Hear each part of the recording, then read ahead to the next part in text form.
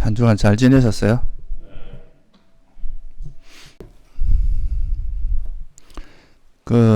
오늘은 부처님이 이제 깨달은 진리 중에서 12연기, 연기라고 하는 게 있는데요.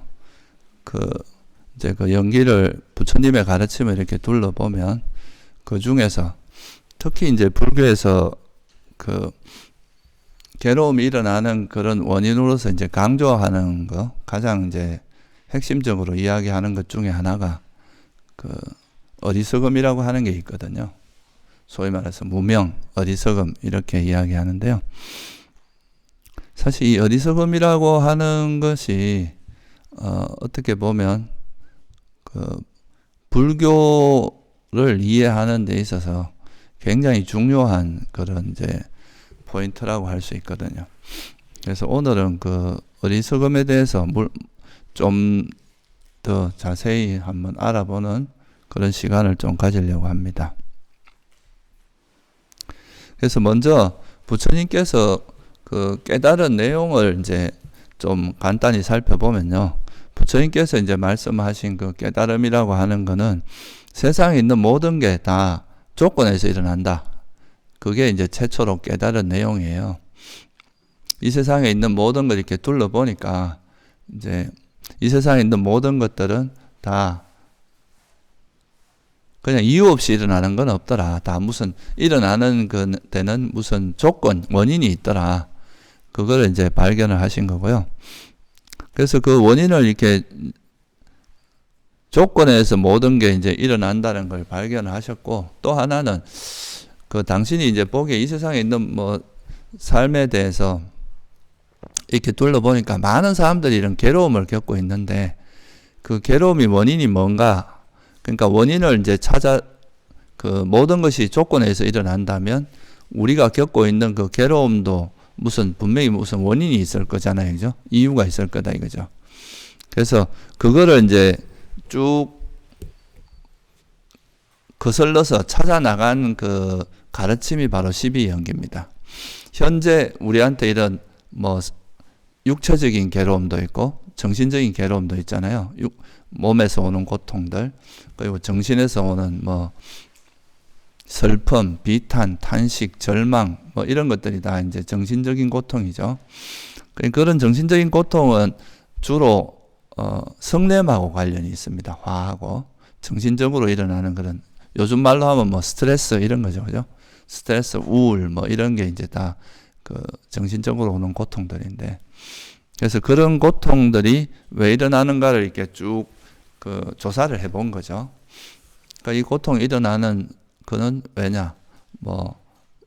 태어났기 때문이다. 태어나면 왜냐? 또 그거는 업이 있기 때문이다.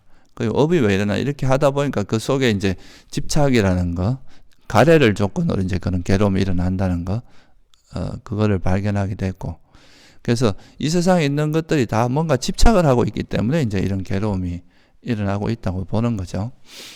근데 여기서 또 더 이렇게 자세한 건 옛날에 설명을 했기 때문에 제가 자세히는 설명을 안 드리겠습니다. 그래서 가래와 치착이라는 것 때문에 업을 짓고 그것 때문에 이제 괴로움이 일어나는 건데, 그러면 이 가래와 치착이라는 건 또 왜 일어나냐라고 이제 이렇게 계속 거슬러서 조사를 해보니까 계속 이렇게 태어나서 그런 외부 대상과의 접촉이 있고 그 접촉이 있을 때 또 집착이 일어나고 그 집착에 인해서 괴로움들이 발생한다는 걸 이제 알게 되셨는데, 그러면 이런 또 집착 그래서 더 이렇게 가보면, 더 원인을 찾아보면 제일 마지막에 도달한 게 뭐냐면 무명이었거든요. 그죠? 12연계에서 제일 마지막에 도달한 게 무명이 있기 때문에 의도적 행위가 있고, 그것 때문에 식이 있고, 그것 때문에 이제 정신물질, 그렇게 해서 정신물질이 있으면 접촉이 있고, 접촉이 있으면 느낌이 있고, 이런 식으로 12연기가 이제 설명이 되잖아요. 그래서 이제 부처님께서 이걸 원인을 쭉 찾아가다가 마지막에 무명을 발견하시고 나서 그 어리석음이 뭔가를 발견하고 나서 이제 그러니까 원인을 찾아가지 않고, 우리가 결국 이렇게 살아서 그런 괴로움을 겪고 끊임없이 윤회를 하는 이 과정에 있는 근본적인 원인이 바로 이 무명에 있구나. 그거를 이제 발견하신 거죠. 그래서 그 무명의 내용이 뭔가, 이게 사실은 불교를 이해하는데 굉장히 중요한 내용입니다. 결국 무명이라는 게 뭔가를 모른다는 이야기거든요. 무명이라는 것은 받지 않다, 알지 못한다 이런 뜻인데, 그러니까 그 무명이라는 건 뭐를 모르느냐. 그게 이제 당신께서 깨닫고 나서 보니까 세상의 진리를 모르더라. 그 뭐에 대한 진리를 모르는 거겠어요. 이제 괴로움과 그런 괴로움의 소멸에 대한 진리를 모르더라.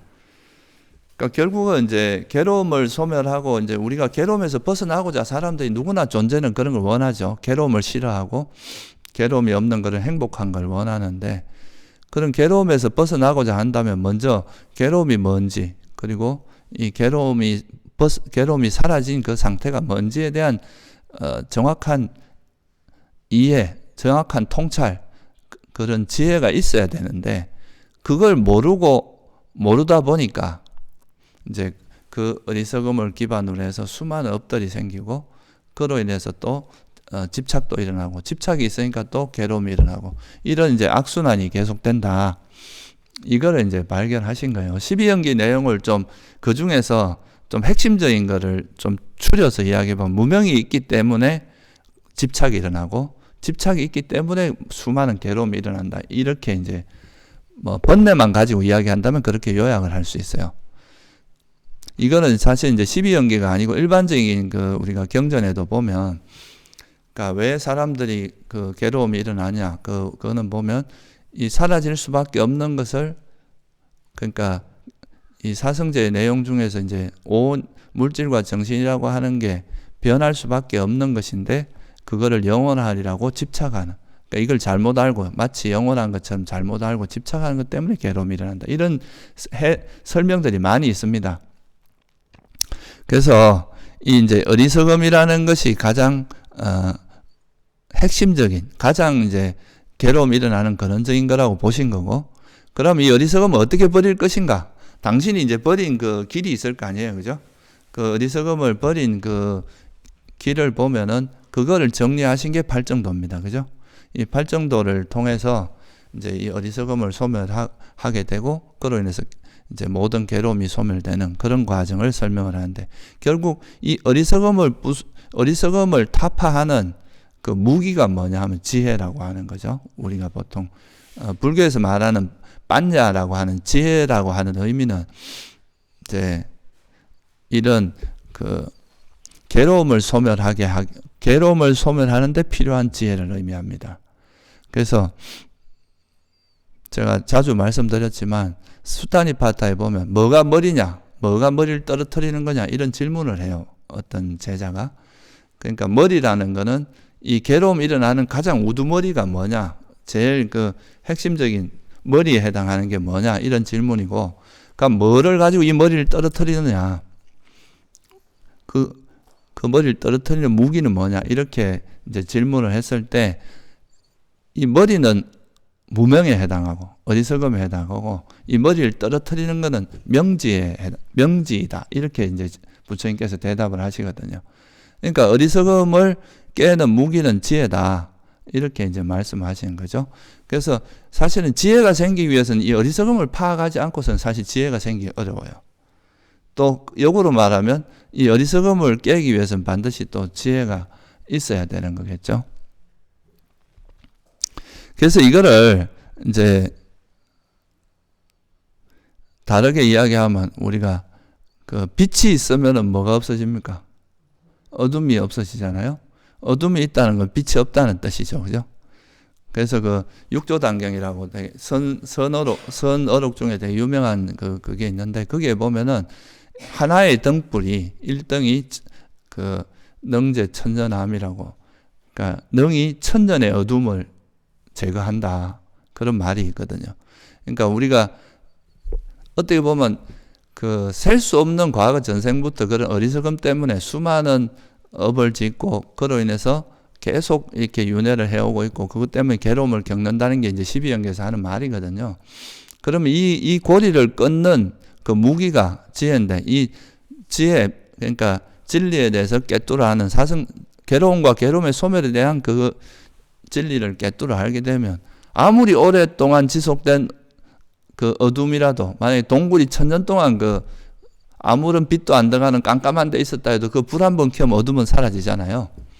그런 것처럼 이제 그 불교에서도 이런 어리석음을 버리는 제거하는 가장 큰 무기는 이제 지혜다. 그렇게 이제 말씀을 하신 거죠. 그래서 이제 여러분들이 불교에서 말하는 어리석음을 이해하는 데 있어서는 좀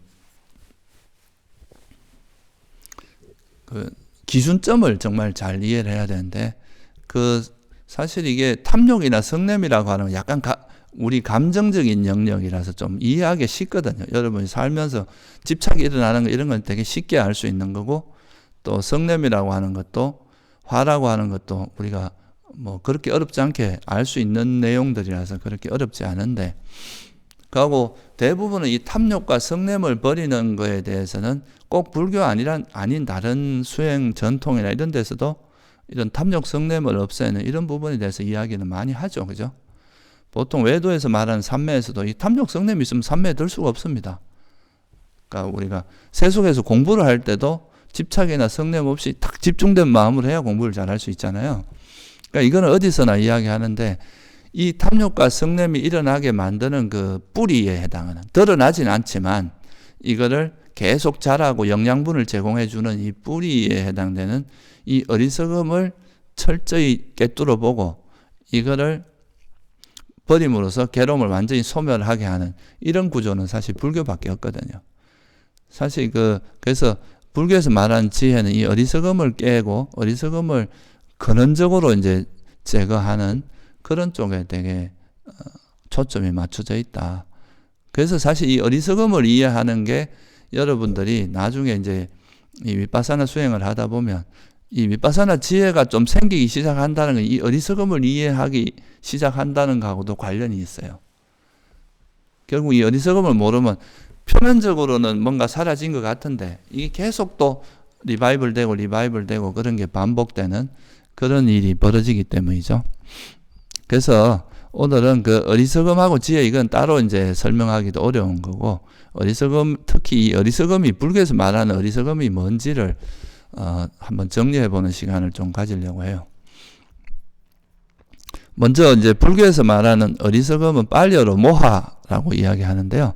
이거는 좀 미혹했다 뭐 이런 뜻이에요. 미혹됐다. 그래서 미혹함이라고 번역하기도 하는데요. 근데 보통은 이제 어리석음이라고 하는데 또는 이걸 무명이라는 표현도 많이 씁니다. 무명이란 말도 많이 들어봤죠, 그죠? 이 무명이란 말은 명이라는 말이 위자, 빨리어로 위자라는 건데 이거는 이제 지혜를 의미하거든요.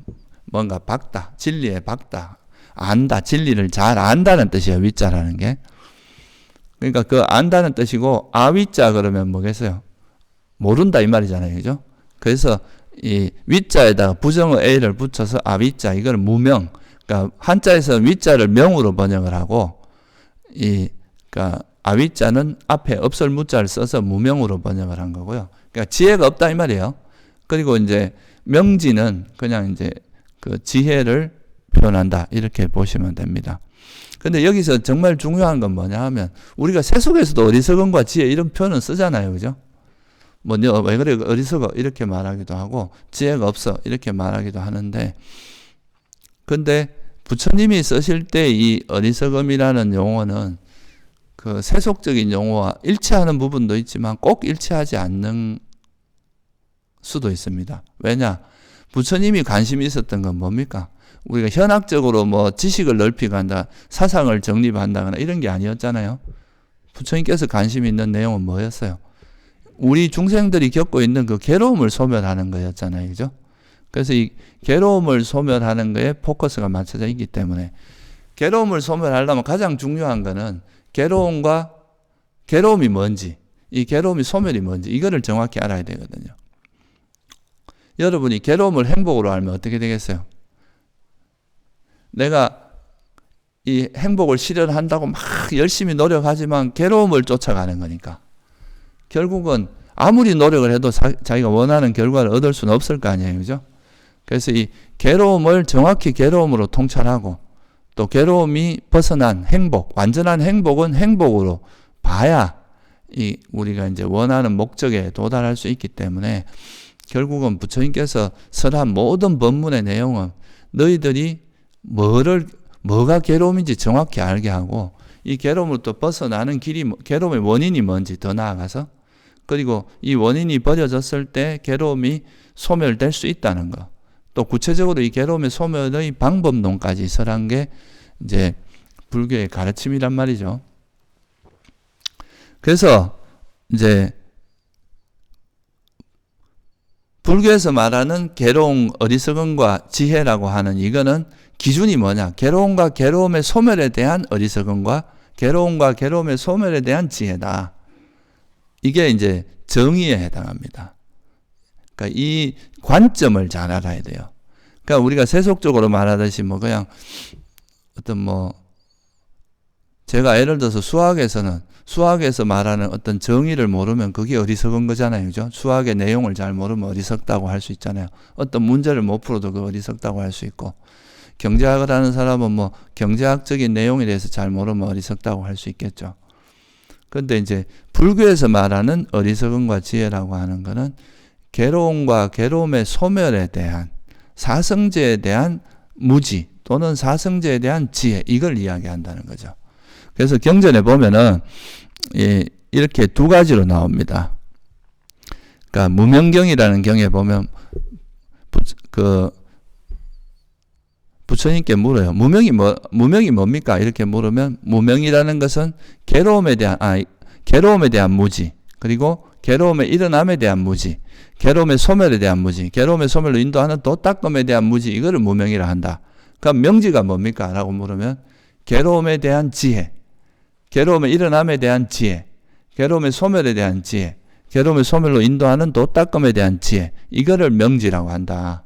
그러니까 기준점이 괴로움과 괴로움의 일어남, 괴로움의 소멸, 그리고 괴로움 소멸로 인도하는 도닦음이라고 하는 이 네 가지 진리에 대해서 모르면 어리석음이고, 이제 그걸 알면 지혜다. 이렇게 이제 설명을 하신 거죠. 그래서 어떻게 보면 이제 지혜를 아모하라 그러기도 하거든요. 모하가 어리석음이잖아요. 그죠? 아모하가 뭐겠어요? 어리석음이 없다. 어리석음이 이제 사라진 상태를 지혜라고 하기도 해요. 그래서 이 어리석음과 지혜, 불교에서 말하는 무명과 명지라고 하는 것은 이 괴로움과 괴로움의 소멸이라는 이 기준점을 가지고 이거에 대해서 이걸 알면, 이걸 꿰뚫어 알고 정확히 이해하면 지혜가 있다고 이야기하는 거고, 그걸 모르면은 어리석음이라 이렇게 이야기한다. 그래서 그걸 이제 이거는 이제 일종의 정의 같은 건데요. 그러면 이게 실제로 그러니까 어떤 의미를 포함하고 있는지를 좀 오늘 살펴보려고 해요. 이 사성제에 대해서 모른다고 하는 것이 실제 우리 삶에서 어떤 식으로 우리가 나타나고 어떤 식으로 이해해야 되느냐, 이런 거죠. 첫째는 이제 괴로움에 대한 무지, 이거를 뭐라고 한다 그랬어요. 그러니까 무명의 네 가지 진리에 대한 무지인데, 첫째는 괴로움이 뭔지를 몰라. 뭐가 괴로움인지를 모르는 거죠. 그 다음에는 괴로움이 왜 일어나는지를 몰라. 괴로움이 일어남에 대한 진리예요. 그리고 괴로움이 소멸된 상태가 괴로움의 완전한 소멸이 뭔지를 몰라. 그러면 이 괴로움의 소멸을 우리가 실현하기 위해서는 어떤 수행을 해야 되는지, 어떤 그 방법으로 수행을 해야 되는지, 그걸 모르는 거. 이 네 가지를 이제 어리석음이라고 이야기하는 거죠.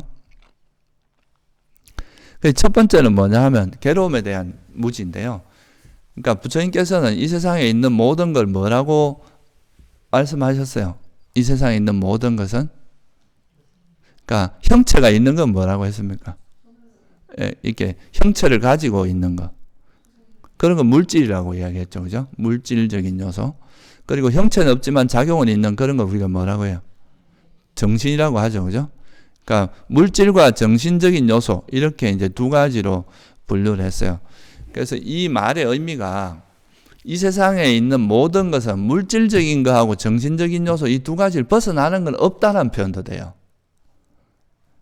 이거는 이제 이 세상에 있는 모든 것이 물질이나 정신이다 이렇게 말씀하신 거를 뒤집어 이야기하면 이 세상에는 물질이나 정신이 아닌 무언가는 없다. 그런 것은 일체가 다 오온의 범주에 들어간다는 거거든요. 근데 보통 사람들은 어떻게 생각합니까? 뭔가 물질, 이 몸과 마음 이면에 뭔가 있을 것 같은 막연한 기대를 하죠. 막연하게, 내가 나는 죽더라도 뭔가 영혼이나 이런 게 남아있지 않을까. 그죠? 이렇게 이제 그 뒤에 뭔가 변하지 않는 실체가 있다고 생각하는, 영혼이나 자아라고 하는 이런 게 있다고 생각하는, 있다고 이해하는 이것도 뭐가 되겠어요, 일종의. 이것도 어리석음에 들어가겠죠. 그죠? 무명에 들어가죠. 왜냐하면 부처님은 물질과 정신 외에는 없다 그래서 이 세상에 있는 모든 거는 그냥 물질 아니면 정신이라는 거죠. 이 세상에 있는 모든 현상들은. 그거를 우리가 이제 어리석음이라고 표현을 했다는 거예요. 그러니까 그런 것이 있다고 보는 거는 기본적으로 뭐라고 봐야 되는 거예요? 어리석음이 작용하고 있다 이렇게 보는 거죠. 여러분들이 내가 있다라고 생각하는 이것도 일종의 뭐가 되겠어요, 그러면? 어리석음이 작용하고 있는 거죠. 자아가 있다 이렇게 생각하는 거. 그러니까 우리가 알게 모르게 뭔가 번뇌가 일어나거나 이럴 때는 보면 그 뒤에는 보면 다 이런 어리석음이 다 숨어 있습니다. 어리석음 없이 이런 해로운 마음들이 일어나는 경우가 없거든요. 그리고 또 요즘은 보면은 이제 과학자들 중에서는 정신이라는 게 아니라 그냥 이 존재라고 하는 게 물질일 뿐이다. 정신적인 요소, 이런 정신적인 거에 대해서 그렇게 인정하지 않고 그냥 몸은 물질일 뿐이기 때문에 죽으면 끝이지 뭐가 있어. 그냥 이 생 한번 잘 살다 가면 된다. 약간 이런 뉘앙스로 이야기하는 경우도 있거든요. 그거는 뭐예요? 이 세상에는 물질적인 요소와 정신적인 요소가 있다는 부처님 또 이런 통찰에 대한 무지가 또 있다고도 할 수 있겠죠. 그죠? 그러니까 정신적인 요소도 분명히 부처님 말씀을 하셨거든요. 물질만 있는 게 아니라 정신적인 요소도 분명히 있다. 그래서 그런 것이고 또 일부 이제 수행자들 중에서는 이 마음 우리가 이제 수행을 할 때 위파사나 수행이나 이제 마음 관찰을 하다 보면은 내 마음이 이렇게 움직이는 걸 관찰을 이렇게 쭉 하고 있어요. 근데 관찰하다 보면 뭔가 이 마음에 대해 변하고 있는데 그 뒤에서 이걸 지켜보고 있는 뭔가가 있는 것 같은 그런 생각이 들거든요. 그러니까 이 뭔가 물질, 우리 몸이나 마음을 뒤에서 지켜보는 뭔가가 있는데 이게 진화가 아닐까. 그죠? 이거는 물질과 정신을 벗어난 뭔가 아닐까 이렇게 생각을 할 수가 있어요. 근데 이것도 제가 아까 말씀드린 그 지혜, 부처님이 발견하신 지혜에 따르면 이 세상에 물질과 정신을 벗어난 게 있습니까? 없습니까? 그렇다면은 이 자기 마음을 관찰하는 이 뒤에 지켜보는 것 같은 이것도 사실은 뭐에 해당한다고 봐야 되겠어요? 다른 마음인 거예요, 또. 그러니까 엄밀하게 말하면 앞에 일어난 마음, 앞에 이제 내가 화가 일어나고 사라지고 나면 그 뒤에 일어나는 물, 화가 일어났구나 하고 기억해서 아는 거거든요. 부처님은 이렇게 보신 거예요, 이걸. 근데 이거를 마치 물질, 정신, 마음이 아닌 뭔가가 뒤에 있는 것처럼 이렇게 이해하는 이것도 이것도 그러니까 어리석음의 한 형태인 거죠. 그러니까 부처님이 말씀하신 이 세상에 있는 모든 건 물질과 정신이고 라는 이 말 자체가 굉장히 큰 깊은 통찰이 숨어 있는 겁니다. 그냥 막연히 그러니까 물질과 정신이라는 거 외에 이 세상에 다른 뭔가는 없다. 그런 것은 존재하지 않고 이 세상에 있는 물질적인 거하고 정신적인 거를 범주를 벗어나는 거 없다는 거죠. 정신적인 건 좀 더 나누면 수상행식으로 좀 더 세분화할 수는 있지만, 그죠? 그래서 그런 것도 어리석음에 들어갑니다. 우리가 이제 또 이 세상에 있는 모든 것은 물질과 정신일 뿐만 아니라 여기서 한 걸음 더 나아가면 뭐가 있어요? 이 형체를 갖고 있는 그리고 변형되는 특징을 가진 건 다 물질이라고. 우리 몸은 다 물질의 형태죠. 그죠? 그리고 이 몸을 의지해서 일어나는 뭔가 내가 지금 생각을 하고 어떤 여러분들이 내 말을 들으면서 이건 뭐라고 이해하는 그 정신작용이 있잖아요. 그거 두 가지가 있는데 이 두 가지 요소가 물질이나 정신작용도 있지만 이건 다 앞서 말했을 때 다 조건에서 일어난다 그랬잖아요. 그죠? 조건에서 일어나기 때문에 이거는 조건이 바뀌면은 어떻게 돼요? 사라질 수밖에 없다는 또 속성을 갖고 있다는 거예요. 이 물질 정신은 다. 그죠? 그러니까 뭐 이 몸도 젊었을 때는 이렇게 얼굴이 뽀송뽀송하고 막 그 아주 부드럽고 이런데 나이가 들어갈수록 자꾸 이렇게 처지고 쭈글쭈글해지고 이제 주름도 끼고 그 탄력도 없어지고 그죠? 이거는 이제 우리 몸이 점점 숙성되어 가는 과정이 그러니까 세포가 분열되면서 이제 늙어가는 과정이란 말이에요. 그렇게 되면 언젠가는 이 몸은 죽을 수밖에 없잖아요. 그러니까 이 몸이라고 하는 것도 지금은 마치 영원한 것처럼 보여도 이게 계속 사라질 수밖에 없다. 마음이라는 건 이 몸보다 훨씬 빨리 움직이거든요. 매 순간순간 어떤 생각들이 일어났다 사라지고 이런 게 굉장히 빨리 변화되고 있는데 그러니까 이런 게 다 조건에서 일어난 것들은 사라질 수밖에 없기 때문에 이 물질과 정신적인 요소는 있지만 이게 또 무상하니까 또 이거는 무상하다는 건 이 상태가 이제 그 안정적이고 확실한 상태가 아니라는 뜻이잖아요. 불확실합니다. 불만족스러워요. 그리고 그러니까 이건 내 마음대로 통제하기 어려워. 왜냐하면 조건에서 변화가 심하기 때문에 내가 통제하기 어렵습니다. 그러니까 이런 걸 가지고 이해를 하면은 물질 정신일 뿐만 아니라 이거는 무상한 것이고 물질도 무상하고 이 정신도 무상한 것이다. 그리고 이거는 괴로움이다. 불만족스러운 것이다. 그리고 이건 내 것이라 할 것도 없고 자아라고 할 것도 없다. 이런 거에 대한 통찰이 있으면 이걸 뭐라 그래요? 이걸 깨뚫어 알았을 때 우리가 뭐가 생겼다고 하면 명지가 생겼다. 이렇게 이야기하는 거거든요. 그게 지혜죠. 근데 이게 없는 상태가 뭐겠어요? 그게 어리석음인 거예요. 그러니까 내가 이게 일어나도 아까도 말씀드렸지만 그냥 이 마음은 일어났다가 사라지는 것이 이 마음에 뭔가 변하지 않는 무슨 실체가 있는 건 아니다. 우리가 여러분들이 살아가면서 우리 몸과 마음이라고 하는 것도 고정된 모습으로 있는 게 아니라 눈에 잘 우리가 인식되긴 어려워도 아주 미세하게나마 계속 변하고 있는 거잖아요. 우리 몸도 계속 변하고 있고 마음도 계속 변하고 있는데 그런 변화의 흐름을 그냥 우리가 이제 변하지만 그것이 어떤 완전히 무분별하게 변하는 게 아니라 앞에 거하고 뒤에 게 연관성을 가지고 움직이기 때문에 나름대로의 정체성도 있고 성격도 있고 그죠? 그런 경향성 같은 건 있지만 변할 수밖에 없다. 그래서 예를 들면 우리가 건강이나 젊음 이런 것도 사라질 수밖에 없는 거다. 근데 이걸 마치 영원하길 바라고 이게 영원했으면 좋겠다 하는 이런 건 다 어리석음인 거죠. 어리석음을 기반으로 하고 있는 거예요. 이게 사라질 수밖에 없는 그걸 이해를 못하니까 그런 문제가 생기는 거죠. 그리고 세속적으로 보면 권력과 명예 이런 것도 어때요? 다 조건 지어진 거잖아요. 그죠? 어떤 조건이 됐을 때 그런 존경을 받지만 또 어떻게 그게 조건이 깨지게 되면 또 그런 명예나 권력 같은 게 또 사라질 수도 있다. 근데 이걸 마치 영원한 것처럼 내가 어떻게 할 수 있을 것 같이 권력을 지면 모든 걸 다 바꿀 수 있을 것처럼 이런 것도 어리석음에 해당합니다. 그 속에 어리석음을 기반으로 해서 집착을 하는 거죠. 그죠? 내가 할 수 있다 이렇게 집착을 하는 그 밑뿌리에는 뭐가 있느냐면 그것이 영원하지도 않고 또 권력을 잡았다고 해도 내가 모든 걸 바꿀 수 있는 게 아니잖아요. 그죠? 내가 바꿀 수 있는 일부, 내가 권력을 잡은 동안 바꿀 수 있는 일부가 있겠지만 그것도 또 세월이 지나고 정권이 바뀌면 또 바뀝니다. 역사적으로 우리가 증명이 되고 있잖아요. 이 세상에서 세계를 제패했다는 사람, 왕들이 있었지만 그런 사람들이 몇십 년 지나면 또 새로운 그게 바뀌잖아요. 그죠? 새로운 정권이 들어오고. 그러니까 이런 것도 이제 무상하다는 거, 괴로움이라는 거, 무아에 대한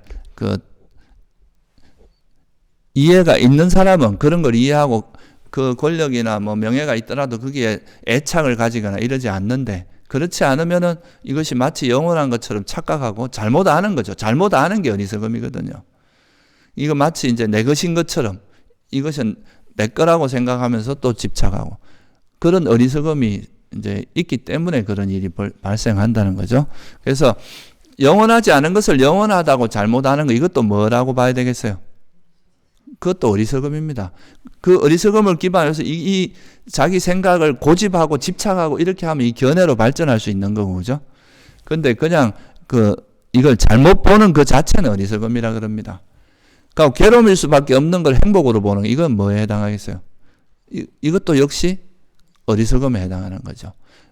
자아가 없는데 자아가 있다고 생각하는 거. 다시 말하면 내가 통제할 수 없는 거를, 제어할 수 없는 걸 제어할 수 있다고 생각하는 거.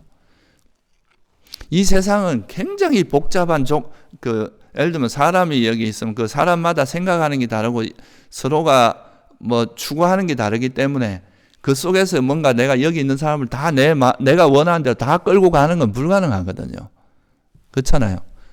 일부 같은 거 이제 할 수 있을지 몰라도 여러분들이 이제 예를 들어서 우리 마음속에 있는 번뇌를 버리고 이런 거는 가능한데 내가 세상을 내가 원하는 대로 다 세팅하는 거는 불가능하거든요. 누군가 방해하고 또 조건이 안 맞을 수도 있고. 근데 이제 그런 거를 자기 마음대로 할 수 있다 생각하는 이것도 뭐가 되겠어요? 이런 것도 어리석으면 기반으로 한 거라는 거예요. 그러니까 지혜로운 사람은 그런 세상을 바꾸려고 하기보다 뭘 바꾸려고 하겠어요? 예? 자기 마음을 바꿔서 그 세상을 바꾸려고 하는 자기 마음을 바꿔야 돼요. 그게 이제 어떻게 보면 불교 수행에서 핵심인 거죠. 그래서 이런 거를 깨뚫어 아는 게 지혜고, 그런 것을 이제 모르고 계속 뭔가를 영원하지 않은 것을 이게 죽지 않을, 만약에 이제 우리 몸이라고 하는 것도 어차피 인연돼서 이렇게 태어났지만 이게 세월이 지나면 언젠가는 늙고 병들어 죽을 수밖에 없다는 것을 받아들이고 이해하면은 그건 지혜인데, 그걸 받아들이지 못하고 영원했으면 좋겠다, 이게 영원하다고 잘못 이해하는 이런 건 다 어리석음이다. 그리고 이것이 아까 내 것이라고 생각하는 거, 이것도 일종의 어리석음이다. 그래서 그런 것들이 이제 그런 어리석음이 기반이 돼서 거기로부터 이제 뭐 집착도 생기고, 그 집착이 있으므로 또 괴로움, 그런 정신적으로나 육체적인 괴로움이 일어난다, 이렇게 보는 거죠. 그래서 이 괴로움이라고, 이 세상에 있는 것들이 전부 괴로움이라는 거에 대해서 알지 못하는 거, 이게 이제 대표적인 어리석음이고, 그걸 부처님께서 뭐라고 말씀하셨냐 하면 고성제라고 말씀하신 거예요. 여기서 말하는 괴로움이라고 하는 건 단순히 고통을 의미하는 게 아니라는 거는 제가 여러 번 말씀을 드렸죠. 그죠? 단순히 고통을 의미하는 게 아니라 이 세상에 있는 모든 거는 이제 물질 정신 요소 중에 하나인데, 그것들은 다 조건에서 만들어진 거니까 변하기 마련이고, 변하기 마련인 것은 불확실하고 이게 불만족스러운 것인데, 이걸 어떻게 행복이라 할 수 있느냐 이 말이에요. 현재가 아무리 좋아도 이게 괴로움으로 바뀔 수 있는데 이걸 어떻게 행복이라 할 수 있느냐. 불만족스러운 것이다. 이건 그러니까 완전한 무엇이라고 보기는 어렵다. 그러니까 여러분들이 보통은 이제 사람들의 가장 큰 그 욕망 중에 하나가 뭐냐 하면, 이 세상에서 정말 최고의 능력을 갖추고 내가 누구보다도 월등한 사람이 되어서 그걸 영원히 유지하고 싶고, 영원히 그렇게 유지하면서 행복하게 살고, 보통 신이 되고 싶어 하는 것도 다 그런 욕구거든요. 자기가 어떤 좋아하는 그런 상태를 영원히 행복하게 유지하고 싶은 그런 게 이제 보통 사람들이 가지고 있는 가장 일반적인 욕망인데, 부처님께서 그걸 보니까 이 세상 자체가 어떻다는 거예요? 한마디로 말해서 변화무쌍하고 혼돈의 상태인 거예요. 이게 너무 많은 조건들이 서로 얽혀있기 때문에 내가 원하는 대로 이 삶을 한다는 것 자체가 불가능하고, 내가 늙지 않는 것도 불가능하고, 죽지 않는 것도 불가능하고, 또 내가 원하는 뭔가를 항상 얻을 수도 없어. 내가 원하는 걸 얻었다 해도 그게 또 조건이 바뀌면 언제라도 사라질 수 있다. 그래서 부처님의 가장 큰 통찰 중에 하나가 이 세상에 있는 것들은 형성된 것이다. 이게 만들어진 건 조건에서 만들어진 거니까 이거 자체는 변하기 마련이고 괴로움이라는 거죠. 본질적으로 괴로움의 속성이 있다는 거예요. 그러니까 우리가 이 존재하면서 완전한 행복을 실현하는 게 불가능하다. 그러니까 이 존재 자체가 뭐라고 본 거예요, 부처님께서는? 괴로움의 속성이 있다고 본 게 고성제 내용이거든요. 어떤 분들은 그런 말씀을 하는 분들도 있어요. 부처님의 가르침의 핵심은 괴로움은 본래 없다는 것이다. 괴로움의 실체가 없는 거다. 뭐 이런 의도로 이야기하시는 것도 있는데, 그건 사실 어떻게 엄밀하게 따지면 그게 부처님은 이 세상에서 괴로움이 아닌 건 없다, 이렇게 보신 게 정확한 표현입니다. 고성제의 내용은. 그걸 알면 우리가 여기에 애착을 안 가지고 내가 이제 살아갈 수가 있지만, 그래서 이 괴로움에 대해서 이해하는 게 가장 어려워요. 사실 이거를 이해하는 게 대부분의 사람들이 그런 이야기를 하거든요. 무상하고 무한은 어느 정도 이해하겠는데 왜 괴로움이라고 이야기하는지 모르겠다. 그래서 보통 삼법인을 이야기할 때도 재행 무상, 제법 무아, 이거는 이해를 하는데 일체 계고를 이제 삼법인에 넣기가 거북해가지고 열반적정이라고 이제 하는 분들도 꽤 있거든요. 근데 그건 대상이 다릅니다. 이 세상에 있는 모든 형성된 거, 이 세상에 있는 모든 현상들은 다 물질과 정신의 요소일 뿐이고, 그것 자체, 그 물질과 정신이 가지고 있는 속성이 무상고 무아라는 뜻이거든요. 그죠? 근데 이것이 더 이상 형성되지 않고, 다시는 그러니까 만들어지지 않는 그런 상태를 우리가 뭐라고 합니까? 열반이라고 하잖아요. 그러니까 열반이라는 거하고 이 형성된 법이라고 하는 그 우리가 보통 물질 정신이라고 하는 거는 그 두 개가 범주가 달라요. 무슨 뜻인지 이해되시죠? 열반은 형성되지 않은 법이라고 이야기를 해요. 형성됨이 없는. 그러니까 이건 범주 자체가 다른 걸 같은 데 이렇게 묶어서 이야기하면 안 되고, 그러니까 물질과 정신 또는 오온이라고 하는 것은 그냥 무상하고 오온 자체가 괴로움이다. 이게 이제 불교의 핵심 언어입니다. 고성제 내용이 그거거든요. 고성제에 보면, 그러니까 이 세상에 있는 모든 건 오온이고, 그 오온 자체가 괴로움이다. 이거를 우리가 고성제에서 설명을 하고 있거든요. 경전에 보면. 그래서 지금 괴로움에 대한 진리는 이 세상에 있는 모든 것이 본질적으로 괴로움이구나 라고 아는 게 이제 제일 큰 통찰입니다. 이게 사실은 이제 무상이나 무아 이런 것보다 좀 더 이해하기 어려운 내용이라고도 볼 수 있어요. 그걸 받아들이면은 우리가 이제 정말 괴로움에 대한 이해가 깊어졌다, 이렇게 말할 수도 있습니다. 그러면 이렇게 이 세상에서 형성되는 것 자체는 괴로움이에요. 그죠? 부처님께서 이렇게 보신 거예요. 이걸 행복이라고 보는 게 뭐가 되겠어요, 그러면? 이게 어리석음이거든요. 그래서 보통 중생들은, 보통 범부들은 계속 태어나는 거를 뭐라고 봅니까? 계속 태어나서 뭘 하는 걸 행복으로 보는 거예요. 그러니까 계속 태어나려고 하는 거예요.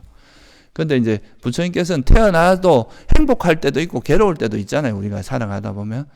이게 완전하게 이제 괴로움에서 벗어난 상태를 태어나서 이렇게 살아가면서 실현하는 건 불가능하다고 본 거예요. 그래서 괴로움에서 완전히 벗어나고 싶으면 이 윤회로부터 벗어나야 된다.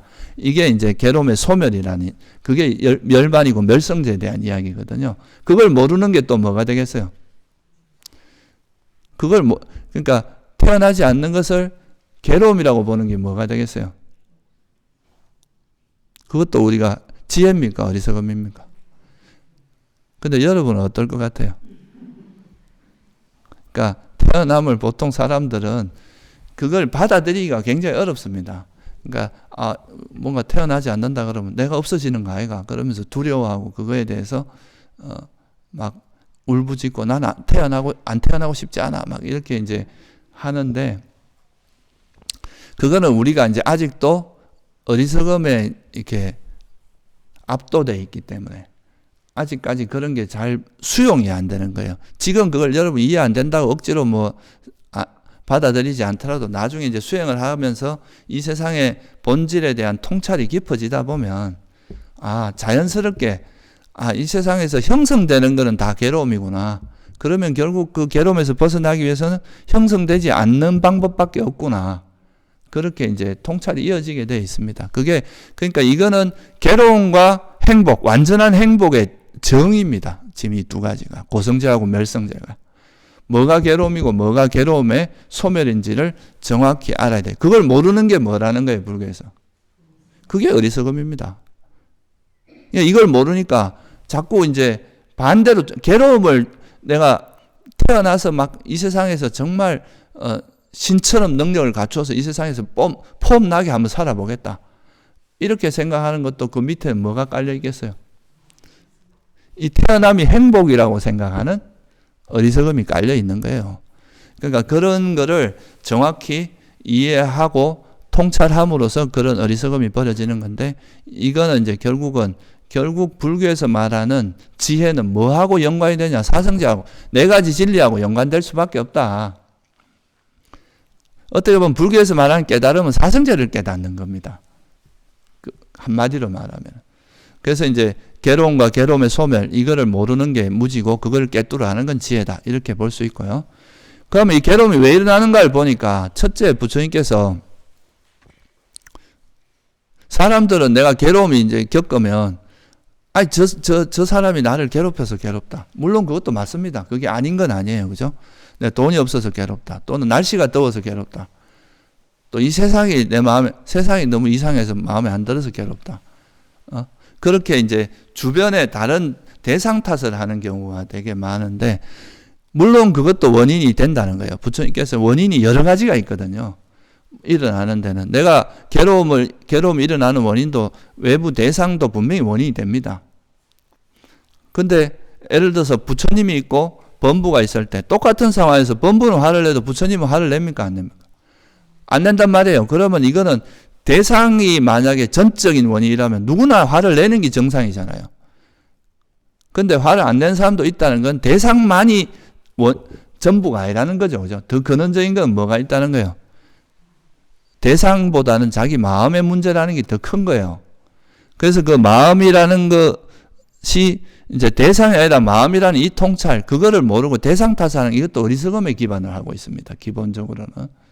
그리고 이 마음에서도 일어나는 것 중에서 아까 말한 그런 어리석음, 진리를 모르는 어리석음과 또 모르니까 거기에 대해서 뭘 하느냐 하면 집착이 일어납니다. 이 영원한 이게 만약에 뜨거운 거라는 걸 알면은 이걸 집착을 안 할 거 아니에요. 그죠? 근데 이걸 뜨거운지 모르니까 계속 붙들고 있으면서 붙든단 말이에요. 그러니까 괴로움이 일어나. 그러면 원인을 어디서 찾아요? 누가 나를 이렇게 괴롭히냐 하고 이제 밖에서 자꾸 찾는다는 거죠. 내가 이거 지고 있기 때문에 괴로움이라고 보지 않고. 그래서 이런 식으로 이해를 한 것이기 때문에 부처님께서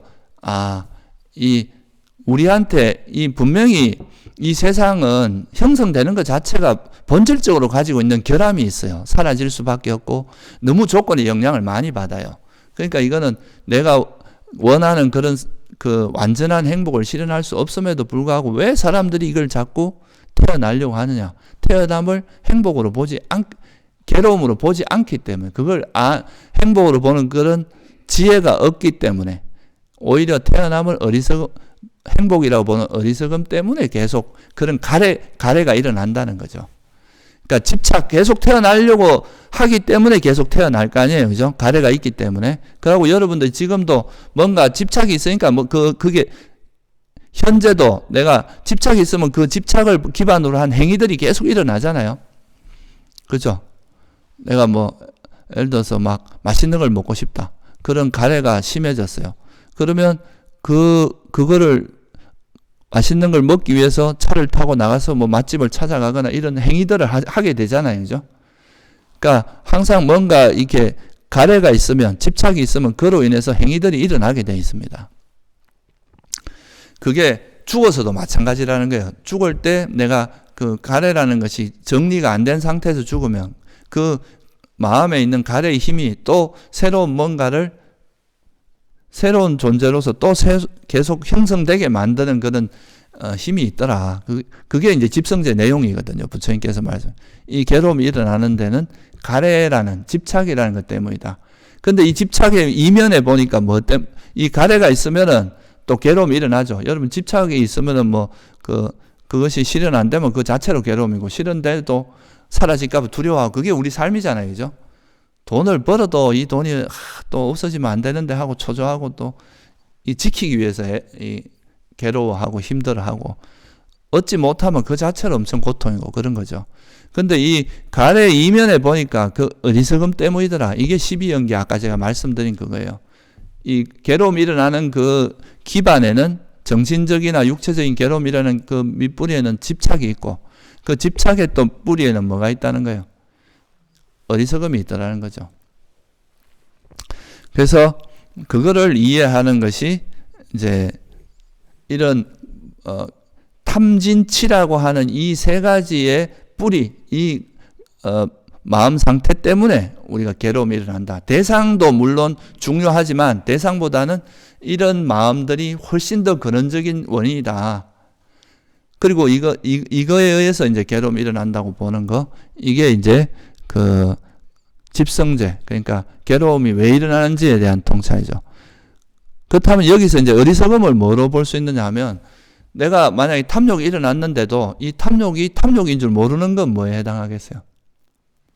이 탐욕은 괴로움이 일어나게 하는 거잖아요. 그죠? 근데 내가 이 탐욕이 일어나도 이게 괴로움이 일어나는 마음 상태라는 거를 알지 못하는 거, 이것도 뭐에 해당하겠어요? 그것도 어리석음인 거예요. 그러니까 여러분이 막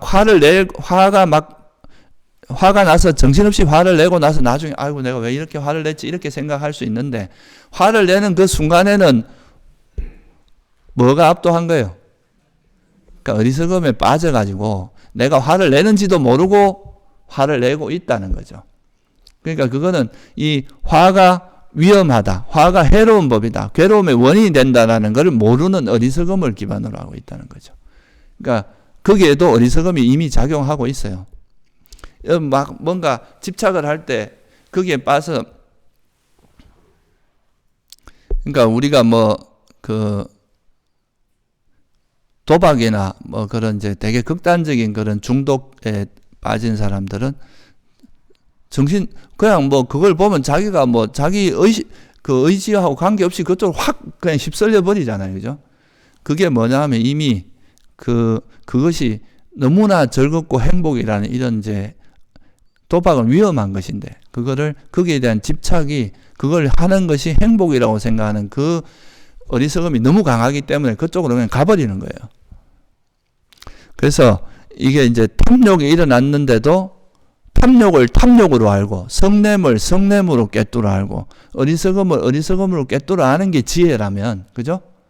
이게 해로운 거라는 거 아는 게 지혜라면 그걸 모르는 게 뭐가 되겠어요? 그러니까 여러분이 탐욕이 일어나도 난 탐욕이 줄 모르는 것도 어리석음이고, 성냄이 일어나는데 성냄이 일어나는 거 모르는 것도 어리석음이고, 어리석음을 봐도 그 법국에 보면 이런 이야기가 나옵니다. 어떤 사람 이제 두 명이서 부처님 법문을 들어요. 듣는데 한 명은 도둑질을 하고 간 거예요. 이 두 사람이 두 명이 다 도둑인데 도둑질을 하러 갔다가 이제 사람들이 부처님 법문에 이제 집중하다 보면 정신이 없으니까 그때 이렇게 설적 하려고 도둑질을 하러 갔는데, 한 명은 자기 임무를 잘 수행했어. 도둑질을 해서 이제 이익을 취한 거죠. 근데 한 명은 부처님 법문을 듣다가 막 감동을 받아 수다원이 돼버린 거예요. 참 요즘하고는 많이 다르죠, 그죠? 그 부처님 법문을 들으면서 수다원이 돼버린 거라. 그래가지고 도둑질을 했겠습니까? 안 했겠습니까? 안 하겠죠. 도둑질 위험하고 그게 안 좋은 행위라는 걸 아니까. 그래서 이제 집으로 돌아갔는데 이 도둑질을 하고 온 사람들, 이제 도둑질을 해서 돈을 훔쳐온 사람은 마누라한테 가서 되게 칭찬을 받은 거예요. 근데 도둑질을 못한 그 사람은 집에 가니까 바보같이 이 돈도 못 훔치고 이거 어떻게 된 거냐 하고 막 욕을 얻어먹은 거죠. 이때 이제 이 남편이 생각하는 게 참 이 사람은 어리석은 거를 참 자기는 어리석으면서도 스스로 지혜롭다고 생각하는구나. 그런 이야기가 나오거든요. 그러니까 진짜 어리석은 사람은 자기가 어리석다는 걸 몰라요. 근데 자기가 어리석다는 걸 안다는 거는 뭐겠어요? 내가 어리석은 줄 아는 건 지혜입니다. 자기가 어리석은 걸 아는 사람은 오히려 지혜다. 그래서 법국에 보면 이런 말이 나와요. 자신이 어리석다고 생각하는 어리석은 사람은 오히려 지혜롭다는 거죠. 어리석은 줄 알면. 근데 자기가 어리석으면서도 지혜롭다고 생각하는 그런 사람이야말로 진짜 어리석은 사람이라는 거예요. 그래서 제가 이 말을 드리는 게, 여러분한테 일어나는 그 번뇌인 줄 아는 거는 뭐라고 볼 수 있어요? 예, 지혜입니다. 그러니까 이걸 알아차리는 순간에 벌써 지혜가 작동하는 거예요. 그걸 모르고 거기 끌려가면 뭐가 되겠어요? 그 어리석음에 이제 압도당하는 거죠. 그래서 보통 이제 이거를 자기한테 일어나는 그런 탐진치를 탐진치라고 꿰뚫어 하는 것도 위파사나 수행에서 굉장히 중요한 지혜에 해당합니다. 자기가 번뇌가 있으면서도 번뇌를 인정을 못하고 이건 번뇌 아니라고 우기는 거는 그 개선이 될 수가 없잖아요. 그죠? 예를 들어서 보통 이제 뭐 정치를 하거나 막 권력을 잡은 이런 사람들은 내가 막 국민을 위해서 뭐 세상을 위해서 일하면서 뒤에선 사람을 막 죽이고 이런 경우도 있잖아요. 그러니까 이런 게 이제 그 겉으로 포장된 거는 뭐예요? 대의를 위해서 내가 마치 희생하는 것처럼 포장이 돼 있지만 속에는 뭐를 추구하고 있는 겁니까? 겉으로는 내가 본인 스스로가 욕망이라고 생각 안 할 수도 있어요. 이 집착이라고 생각 안 할 수 있습니다. 이거를 그냥 나는 대의를 위한 거다. 이렇게 자기를 이렇게 포장해 놓을 수가 있는데 이게 일종의 뭡니까? 집착을 집착 아니라고 생각하는 어리석음이 어리석음에 완전히 빠져 있는 사람이죠. 근데 그거를 만약에 내가 내가 이렇게 하고 있지만 내 마음속에 집착이 있구나. 이런 걸 아는 사람은 이걸 집착을 절제하고 좀 줄이기 위해서 그런 방향으로 노력을 할 수 있잖아요. 그죠? 근데 이걸 모르는 사람은 절대 그게 안 됩니다. 그래서 부처님께서 알고 저지르는 행위보다 모르고 저지르는 행위가 더 위험하다 그랬거든요. 내가 집착하는 걸 알고 있으면, 그죠? 집착을 하다가도, 아이고, 이건 계속 이렇게 가면 이거 너무 위험하다. 내가 여기서부터 빠져나와야 되겠다. 이건 너무 더 멀리 가면 이건 너무 위험하다. 이렇게 생각하고 깊이 안 가는데, 그걸 모르는 사람은 끝까지 가가지고 망가질 때까지 망가지고 나서야 겨우 알 수 있다는 거죠. 그래서 오히려 이제 자기가 그런 집착을 하고 있다는 걸 아는 사람은 물러설 수가 있습니다. 절제할 수도 있고. 또 보통 우리가 이제 화를 내는 것도 사람들이 그 화를 낼 때마다 수만 가지 이유를 갖다 붙입니다. 이거는 뭐 내가 사회의 정의를 위해서 화를 내고 뭘 내고 물론 그 명분 자체가 나쁜 건 아닐 수 있지만 어쨌든 내가 지금 화를 내고 있는 그 자체는 화라고 인정을 해야 되거든요. 그걸. 그래야 바꿀 수 있잖아요. 그죠? 근데 그 화를 화로 받아들이지 못하는 화를 화가 아니라고 생각하는 이것도 뭐에 해당하겠어요? 그러면 어리석음을 기반으로 하고 있는 겁니다. 그게. 그래서 우리가 이제 수행을 할 때 자기한테 일어나는 번뇌를 번뇌라고 꿰뚫어 아는 지혜, 이것도 굉장히 중요한 지혜고 이거를 아는 것이 지혜고 그걸 모르는 게 어리석음이다. 이걸 모르면 그냥 번뇌에 계속 압도당하고 번뇌의 노예가 되고 번뇌에 휩쓸릴 수밖에 없다는 거죠. 그래서 이게 어리석음이고 또 이 번뇌가 한 걸음 더 나아가서 이 번뇌가 일어나는 그런 원인이나 또 이런 거를 모르는 것도 뭐에 해당하겠어요? 내가 예를 들면 탐욕이 일어났는데 이 탐욕의 이면에 어리석음이 있는 걸 모르는 거 이것도 뭐에 해당하겠어요? 이런 것도 어리석음에 해당합니다. 그러니까 실제로 우리가 그 해로운 마음에 탐욕이나 성냄이 일어날 때는 항상 그 밑에 뭐가 깔려 있는가요? 어리석음이 항상 깔려 있는 겁니다. 그 어리석음이 이제 모든 번뇌를 일으키는 원흉 뿌리 같은 거예요. 우리가 그 여름에 풀을 베도 풀 위에를 이렇게 뜯어봐야 뿌리가 남아있으면은 계속 풀은 자라잖아요. 그러니까 겉으로 이 탐욕 성냄이 좀 가라앉은 것 같아도 그 속에 숨어있는 어리석음을 정확히 꿰뚫어 보지 못하면 이건 또 자꾸 재발된다는 거죠. 그래서 나중에 이제 위파사나 수행에서 지혜가 깊어지면 탐욕 성냄이 좀 가라앉고 이렇게 고요한 마음이 되는 건 삼매와 관계가 있다면 이 삼매의 힘을 바탕으로 해서 이 속에 숨어있는 이 어리석음을 철저히 통찰했을 때 이게 이제 수행이 깊어질 수 있거든요. 그게 이제 위파사나 수행에서도 되게 중요한 부분입니다. 그리고 마지막으로 이제 괴로움의 소멸에 대한 진리. 그러니까 그러면 보세요. 이 괴로움, 이 세상에 이제 있는 거, 이 세상에 형성된 거는 다 괴로움이라고 알고 또 그것으로부터 그런 것이 더 이상 형성되지 않는 것은 괴로움의 소멸이다. 그리고 괴로움과 행복에 대한 통찰이 되면 그런 무지가 버려지잖아요. 그죠? 그 다음에 그러면 괴로움의 원인은 뭐냐? 이게 가래라고 부처님께서는 단순하게는 가래라고 말씀하시는데 가래의 밑뿌리에는 뭐가 있어요? 항상 어리석음이 있고 무명이 있거든요. 문맹이 있고 또 가래가 있으면 그거의 반작용으로 또 이 정신적인 괴로움이나 그런 게 생기기 때문에 또 화가 일어나게 돼 있거든요. 그러니까 그런 거를 철저히 이해하고 이것들은 해롭다는 거예요. 지금 당장도 여러분이 번뇌가 일어나면 괴롭잖아요. 그죠? 그럼 이게 또 앞으로 여러분에게 뭐가 일어날 수 있어요? 괴로움을 불러일으킬 수 있죠. 이런 번뇌가 일어나면. 또 과거의 경험을 돌이켜보면 내가 집착하거나 화를 냈을 때 행복했습니까? 괴로웠습니까? 그것 때문에 일어나는 여러 가지 괴로움들이 있었잖아요. 그러니까 이런 거를 이해하면 정말 이 탐진치는 해로운 거구나. 이건 정말 버려야 될 거구나. 이런 통찰이 생기겠죠. 그죠? 그럼에도 불구하고 이거 이제 탐진치는 해로운 것도 모르고 이걸 버려야 될 법인지도 모르는 게 뭐라는 거예요? 그게 어리석음이다. 그죠? 그러면 이제 이런 어리석음을 버리기 위해서 그러면 이 탐진치를 버려야 괴로움이 소멸되는 거잖아요. 탐진치가 버려진 그 상태가 바로 괴로움의 소멸의 상태거든요. 그게 이제 멸성제에 해당하고. 그러면 이 탐진치를 어떻게 버릴 것인가 그 방법론이 팔정도인데, 그죠? 이 팔정도를 이제 실천하는 거의 기준이 뭐냐 하면, 그러니까 이 세상에 있는 건 괴로움이고 그거의 원인이 탐진치고 그거를 버려진 상태가 괴로움의 소멸이고 이 탐욕이 없고 성냄이 없고 어리석음이 없는 마음 상태를 개발해야 되는구나. 이걸 이해하는 게 결국 뭐겠어요? 그게 바른 견해거든요. 그걸 모르는 게 뭐겠어요? 이것이 바른 견해인 걸 모르는 게 또 어리석음일 거 아니에요. 그죠? 그러니까 어리석음이 있으면 수행을 어떻게 해야 될지 모르는 거예요. 여러분들이 세속에서도 어리석으면 뭘 해야 될지 모르고 어리둥절하고 그럴 거 아니에요. 그죠?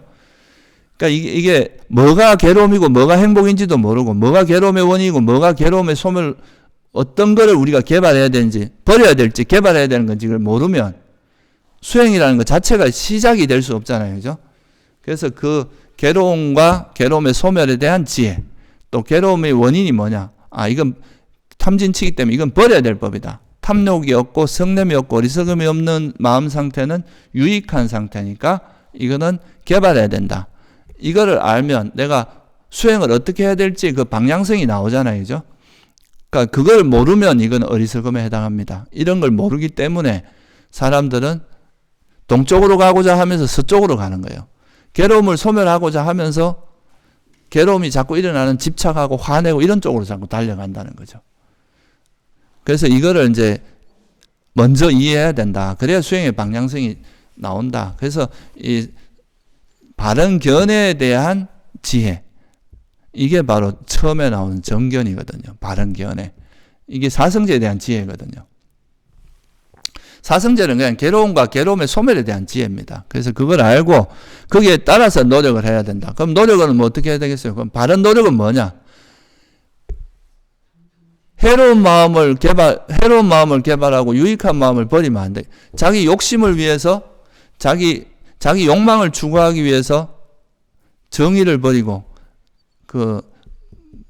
바른 그 길을 버리고 이렇게 하면, 예를 들어서 내가 내 돈을 벌기 위해서 마약을 판다거나 인신매매를 한다거나 이런 거는 내 욕망을 실현하기 위해서 뭘 버린 겁니까? 자기 양심이나 도덕적 가치를 다 버린 거잖아요. 그죠? 남을 해치는 거잖아요. 이렇게 노력하는 거는 바른 정진입니까? 그릇된 정진입니까? 그러니까 이런 거를 이해하는 게 또 지혜에 해당합니다.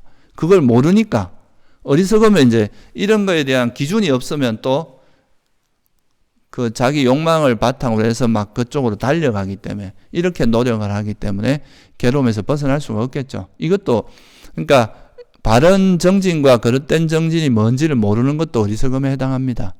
그죠? 그걸 아는 거는 지혜고. 또 여러분들이 수행을 할 때 이거는 기억해야 될 건가, 이거는 기억하지 말아야 될 건가, 이걸 모르는 것도 또 뭐에 해당하겠어요?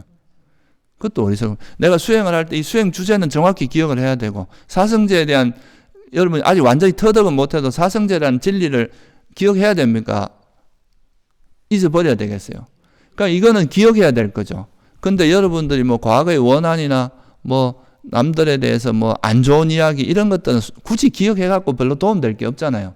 그럼 그런 거는 버리려고 해야 될 거 아니에요. 그죠? 그러면 이 바른 기억은 뭐고 그릇된 기억은 뭔지를 우리가 아는 거는 지혜라면 그걸 모르는 건 또 뭐가 해당하겠어요? 그게 어리석음이잖아요. 그러니까 우리가 수행을 통해서 수행해야 될 주제, 그러니까 물질과 정신을 알아챌 때 물질이나 정신을 잊지 않는 거, 이거는 바른 기억이죠. 그죠? 그리고 또 수행을 통해서 얻어진 통찰력을 잊지 않는 거, 이것도 바른 기억에 해당하죠. 근데 아까 말했던 그런 거는 다 잊어버려야 될 거죠. 그래서 이런 거를 이해하는 것도 지혜에 해당하고, 그걸 모르는 건 어리석음에 해당합니다. 또 내가 이거 집중을 잘 해가지고 이 집중력을 바탕으로 해서 좀 이래 한 소식 해갖고 뭐 좀 떵떵거리고 한번 남 앞에 잘난 체 해봐야 되겠다, 이런 방향으로 가면은 이게 바른 집중이라고 바른 삼매라고 할 수 없겠죠. 이건 무슨 세간의 어떤 신통을 위해서 뭘 하는 거. 근데 내가 이 삼매를 개발해서 내 탐진치를 버리고 괴로움을 소멸해야 되겠다, 이런 방향으로 삼매를 개발한다면 그건 뭐가 되겠어요? 그럼 바른 삼매라고 할 수 있겠죠. 이거를 잘 알고 모르는 게 어리석음이냐 지혜냐 하고 관계가 있는 거죠. 그죠? 그리고 또 우리가 보통 이제 수행하다 보면은 그 수행이라 그러면 되게 고행을 연상하는 경우가 많거든요. 엄청 자기를 푸시하고 막 어떻게든 자기 몸에서 무리가 가든 말든 막 무조건 열심히 노력해서 목숨 걸고 노력하는 그것을 이제 정진이라고 생각하는데, 사실 바른 정진은 그런 자세나 이런 데 있는 게 아니라 탐진치를 버리기 위해서 노력하고 탐욕이 없고 성냄이 없고 어리석음이 없는 사람을 개발하기 노력하는, 이게 바른 정진입니다. 그걸 앉아서 하든 밥 먹으면서 하든 일상생활하면서 하든 설거지를 하면서 하든 아무 관계 없어요. 그러니까 그렇게 꾸준히 노력하는 거, 그러니까 이런 이제 바른 노력에 대해, 바른 정진에 대해서도 이게 잘 모르면은 사실 그런 지혜가 없이 어리석음을 바탕으로 수행을 하면은 몸만 고생을 하지 사실 효과가 별로 없습니다. 바르게 노력하면서 그렇게 또 열심히 노력하면 이건 훨씬 더 효과가 정폭되겠죠. 그죠? 그래서 그런 것도 이제 어리석음이라고 할 수 있고요. 고행이 아니라 중도, 그러니까 이런 고행도 아니고 감각적 욕망에 빠져서 즐기고 편안함을 즐기는 이런 것도 아니고, 그렇다고 해서 자기를 너무 괴롭히는 것도 아니라 이런 팔정도에 따라서 바른 견해를 바탕으로 수행하는 것, 이게 바로 이제 올바른 수행이다, 이게 바른 정진이다, 이렇게 하는 것도 이제 지혜에 해당하고, 그걸 모르면은 또 어리석음에 해당한다고 할 수 있겠죠. 그죠? 그리고 또 보통 보면은 사람들이 이제 수행도 자기가 공부한 것만 옳다고 주장하는 사람도 있어요. 자기가 배운 거 그것만 옳고 다른 건 다 틀렸고, 다른 내가 하는 이 수행법과 다른 수행을 하는 사람들은 전부 엉터리고 뭔가 불교를 잘 모르고 뭐 이렇게 이제 생각하는 것도 있는데, 그런 것도 수행에 대한 올바른 이해가 없어서 어리석어서 그렇습니다. 부처님께서는 수행이라는 걸 뭐로 정의를 했느냐면, 그들이 어떤 수행을 하더라도 그 수행 속에 팔정도가 있으면 그건 바른 수행이다. 그게 이제 깨달음으로 이르게 하는 수행이다. 근데 만약에 그들이 하는 수행에 팔정도가 없으면 그건 뭐가 돼요? 그건 잘못된 수행이다. 그렇게 말씀하셨지, 요 수행 방법만 해야 된다고 말씀하신 적이 없어요. 그리고 부처님께서도 수행 방법은 되게 뭐 다양하게 이렇게 말씀을 하셨거든요. 뭐 대표적으로 뭐 사념추로 하기도 하고, 오건 오력으로 말씀하시기도 하고, 또 4가지 정건을 갖고 이야기하기도, 칠각지로 말하기도 하고, 팔정도도 그러니까 수행하는 그 방향성은 그 구체적인 방법론보다는 어떤 방향으로 노력을 해야 되고 어떻게 해야 되느냐, 그게 바로 팔정도고 도성제거든요. 그러니까 아까 말했듯이 여러분들이 뭐 맨날 일을 하면서 수행을 하더라도 내가 그 일하면서 한 번도 탐진치를 일으키지 않으면 그건 수행을 잘하는 겁니까? 못하는 겁니까? 잘하고 있는 겁니다, 그게. 근데 한 시간 내내 앉아 있으면서도 앉아서 계속 화를 내고 뭔가 또 집에 두고 뭔가를 생각하고 계속 집착을 일으키고 그렇게 생각만 하고 이랬다면 그 수행 잘한 겁니까? 못한 겁니까?